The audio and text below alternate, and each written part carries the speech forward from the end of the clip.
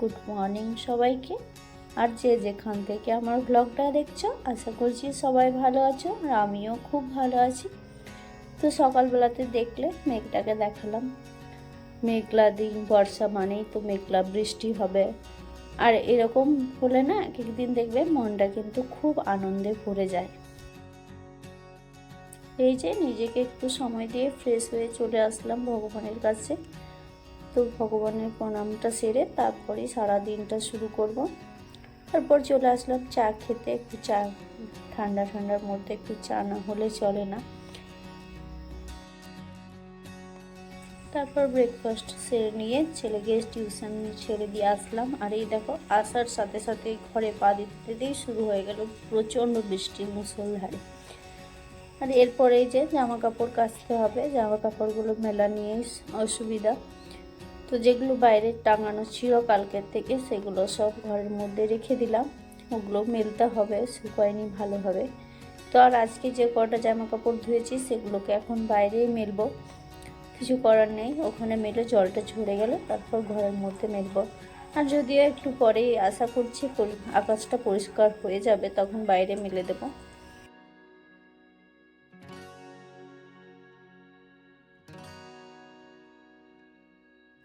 আর বর্ষার দিনে আর সমস্ত কিছু ভালো লাগলেও কিন্তু এই যে জামা কাপড়গুলো শুকোয় না, এটাতেই একটু অসুবিধা। আর এটাকে একটু খারাপ লাগে, ঘরের মধ্যে চারিদিকে জামা কাপড় টাঙানো থাকে। তো কি করব, বর্ষার সময় তো বৃষ্টি হবেই। তো এরকমভাবেই চলছে।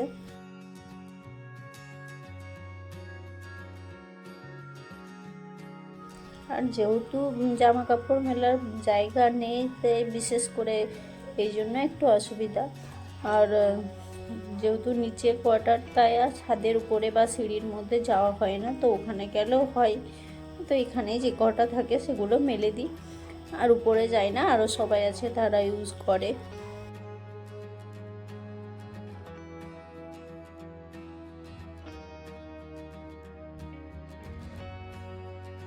নিচে কোয়ার্টার পেয়েছি, এটাই যথেষ্ট। ছোট বাচ্চা নিয়ে কিন্তু নিচে কোয়ার্টার থাকা খুবই ভালো, সুবিধা হয়। আর আমার তো গ্রীষ্মকালে প্রচণ্ড সুবিধা হয়েছে। এই যে নিম গাছটা দেখছো, তার জন্য ঘর তো সবসময় প্রায় ঠান্ডাই থাকতো।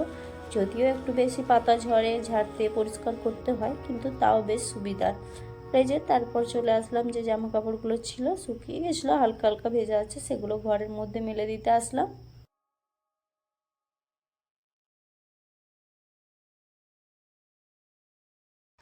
আর মেজাজটাও আজকে বেশ ঠান্ডা ঠান্ডাতে বেশ ভালোই আছে। তো ভাবলাম এই যে টুকিটাকি ঘরগুলো পরিষ্কার করে নিই। দেখবে যতই পরিষ্কার করো না কেন, কোনাতে কোনাতে ঝুল পড়তেই থাকে, একদিক থেকে করো আর একদিকে হয়ে যায়। তো সেই কাজেই লেগে পড়লাম। আজ ভাবছি পুরো ঘরটার যে ঝুলগুলো আছে সেগুলো পরিষ্কার করে নেব। প্রতি সপ্তাহেই একদিন করা হয়, তো আজকে সেটাই ভাবলাম করে নিই।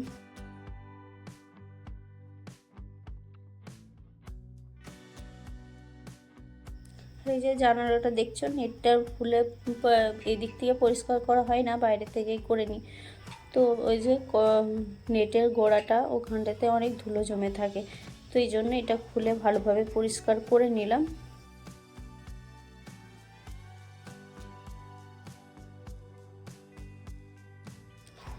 আর সবাই ভাবে ঝাঁটা দিয়ে পরিষ্কার করছে, ধুল। তো সেটাও বলি, যেহেতু ঝুল ঝাঁটা নিয়ে মানে কেনা হয়নি, তো তাই এই ঝাঁটা দিয়ে পরিষ্কার করে নিই। আর যত জিনিস রাখবে ততই তো ঘরে অনেক বাড়তি হয়ে যাবে। তো যেহেতু টুকিটাকিগুলো পরিষ্কার করে নিচ্ছি।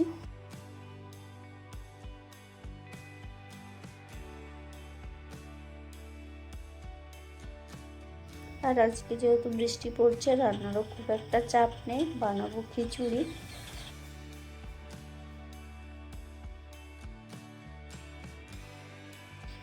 আর তার সাথে করব একটু কিছু সবজি বা চাটনি। টমেটো আছে আর আচারও আছে, যদি বা চাটনি না করলে হবে, তো সেটা নিয়ে এখনও ভাবিনি কী করব। ওটা কিন্তু রান্না করে গেলেই থেকে মনে পড়ে। তার আগে যতই ভাবতে থাকো না কেন, কিছুই মাথায় আসে না, এটা ওটা মনে হতে থাকে।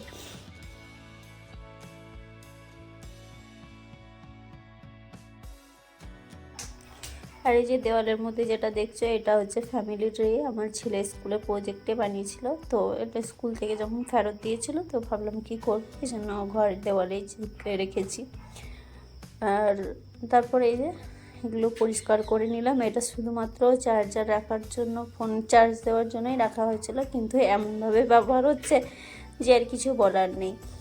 যে গুরুত্বপূর্ণ ধরো যেমন ওয়ালেট আর এগুলো সব উপরে তোলা থাকে, যেহেতু বাচ্চা আছে নিয়ে এখানে ওখানে ফেলবে, সেই জন্য উপরে তোলা থাকে।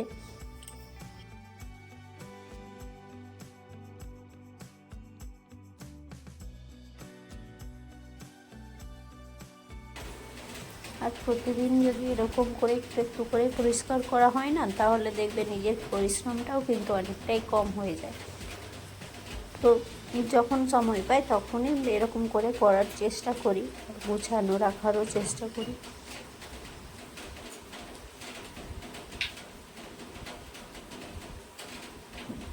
আর এরকমভাবে কাজ করলে দেখবে সময়টাও পেরিয়ে যায়। নইলে কি বলো তো, কাজ করে একা একা যদি বসে থাকো না, তাহলে তখন কি মনের মধ্যে উল্টাপাল্টা চিন্তা আসবে। আর তুমি যদি নিজেকে কাজের মধ্যে ব্যস্ত রাখো, তাহলে কিন্তু তোমার সারাটা দিন ভালো যাবে, মনটাও ভালো থাকবে। তো এই জন্যই কিন্তু কাজের মধ্যে নিজেকে ব্যস্ত রাখা দরকার। খুব তাড়াতাড়ি না করো, আস্তে আস্তে কাজ করলেও কিন্তু এইভাবে করা দরকার।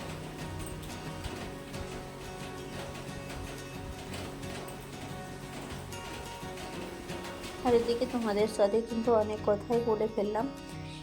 তো ঘর ঝাড়াঝাড়ির কাজটা মোটামুটি হলো। এই যে বইগুলো দেখছো, এগুলোও গুছিয়ে নিচ্ছি। এগুলো কিন্তু প্রতিদিনই গুছাতে হয়। একটু যখন বড় হয়ে যাবে তখন কিন্তু ও নিজেই করবে এটা। আর এখন যেহেতু ছোট, তাই আমাকেই করতে হয়। আর যে এক্সট্রা বইও অনেক আছে, এই জন্য অনেকগুলো বই এখানে রয়েছে, আর এলোমেলো বেশি হয়।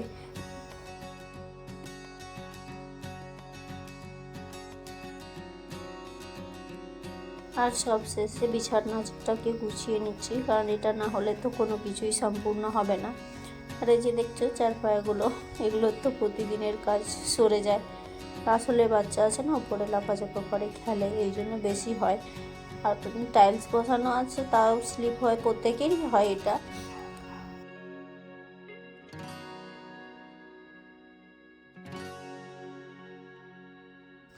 তারপরে এই যে কিচেনে চলে আসলাম। ওই যে কোণাতে কোণাতে ঝুলগুলো জমে আছে, সেগুলো পরিষ্কার করে নিচ্ছি। আজ কিন্তু আমি পুরো ঘরটারই যে ঝুল আছে সেগুলো অল্প অল্প করে পরিষ্কার করছি।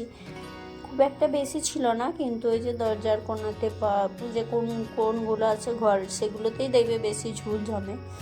তো এগুলোকে একটু একটু করে পরিষ্কার করে নিলাম। আর তারপরে যে ঘরটা ঝাড় দিতে শুরু করে দিয়েছি। আর সকাল থেকে যত পরিশ্রম করে ঘর সুন্দর করে গোছাই না কেন, দেখবে বিকেলবেলা বা দিনের শেষে কিন্তু ঘরের অবস্থা সেই রকমই হয়ে যায়।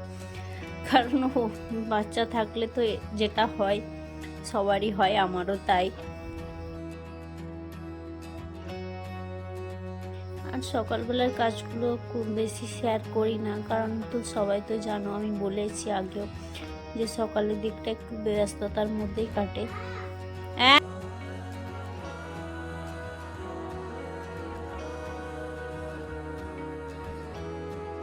আর দেখবে প্রতিটি হাউসওয়াইফ বা মেয়েরাই বলো, তারা কিন্তু কাজের প্রতি এতটা ইনভলভ হয়ে যায় যে নিজেকে সময় দিতে পারে না, নিজের কথা তো একদমই ভুলেই যায়।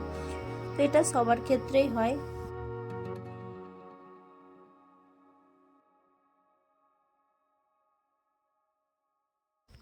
সংসার বাচ্চা সামলে নিজের প্রতি আর কোনো সময়ই থাকে না। তো এরকমভাবেই পেরিয়ে যায়। একটা মেয়ে যখন কোনো কিছু করতে পারতো না ছোটোবেলায়, সে সমস্ত কিছু একা হাতে সামলায়। আর এই দেখো জামগুলো নিয়ে এসেছিলো, সেগুলোকে রেখে দিলাম। আর এই যে সবুজ আপেল, এগুলো ধুয়ে ভালোভাবে পরিষ্কার করে রাখছি। তো এদিকে ঘর পরিষ্কারের কাজ আমার কিন্তু কমপ্লিট হয়ে গেছে। এরপর রান্না শুরু করব। তো এখনকার মতো টাটা, বাই বাই, সবাইকে ভালো থেকো, সুস্থ থেকো।